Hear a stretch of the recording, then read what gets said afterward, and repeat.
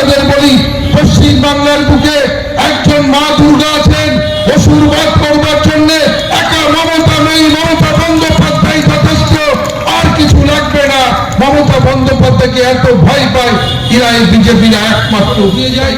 এখানে শান্তনু ঠাকুর যে বড় বড় কথা বলেছেন, যেখানে শান্তনু ঠাকুর মানুষের কাছে অস্ত্র তুলে দিতে চাইছেন, আমি আপনাদের বলি, পশ্চিম বাংলার বুকে একজন মা দুর্গা আছেন, অসুরবাদ করবার জন্য একা মমতা নেই, মমতা বন্দ্যোপাধ্যায় যথেষ্ট, আর কিছু লাগবে না।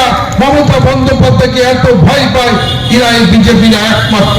তাই নানা রকম করে আমাদের দেশে, আমাদের রাজ্যের উন্নয়নের টাকা আজকে বন্ধ করে দিয়েছে।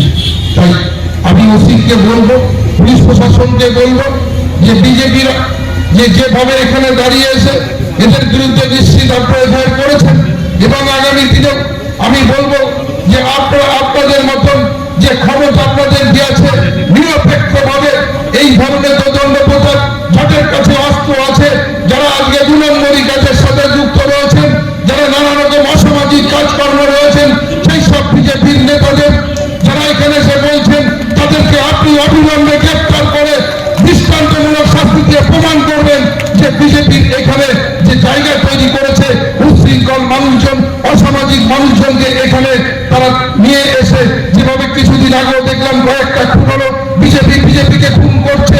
অতএব আমরা খুব পরিষ্কার, আমরা পুলিশকে সেইভাবে নির্দেশ দেবো যে আগামী দিনে এই জায়গায় এলাকায় সন্ত্রাস মুক্ত করতে হবে। বিজেপি যে সন্ত্রাস